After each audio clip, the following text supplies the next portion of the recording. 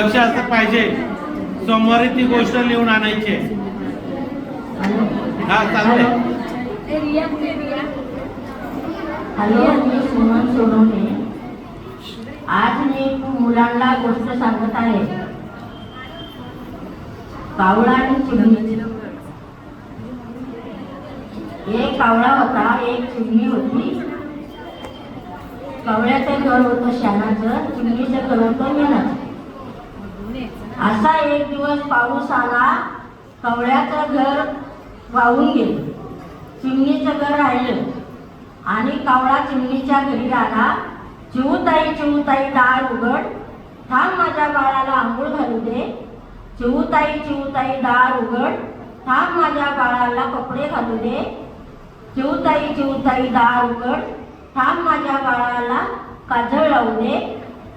असा कावळा कंटाळून कंटाळून गेला. चिवताई चिवताई दार उघड, थांब माझ्या बाळाला पावडर लावू दे. मग चिवताईने दरवाजा उघडला, कावळ्याला आतमध्ये बोलवलं आणि बोलली, अरे कावळ्या दादा, तू किती भिजला?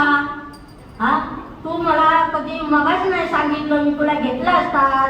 आता तू आरामशीर बस, तू एवढा भिजून आला.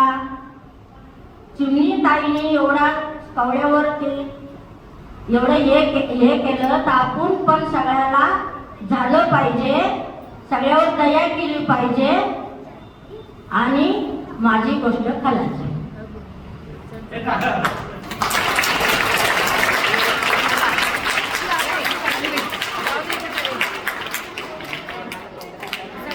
आज 8 तारीख आहे, महिला दिनानिमित्त.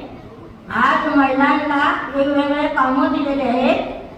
आज महिला आज एकदम कामं केले का ताकदवान होणार. माझ्या महिला दासीच्या राणीसारखं होणार. मैं मेरी दासी नहीं दूंगी, मैं मेरी दासी नहीं दूंगी. असं बोलणाऱ्या दासीच्या राणीला माझा मानाचा मुजरा. अशा बोलणाऱ्या दासीच्या राणीला माझा मानाचा मुजरा. हो मॅडम, सगळ्याला माझी शुभेच्छा. सगळ्या मॅडमला शाळेच्या शुभेच्छा. सगळ्या लोकांना सगळे आपण करत आहोत. दासीच्या राणीसारखं पिटून उठावं. जय भीम, जय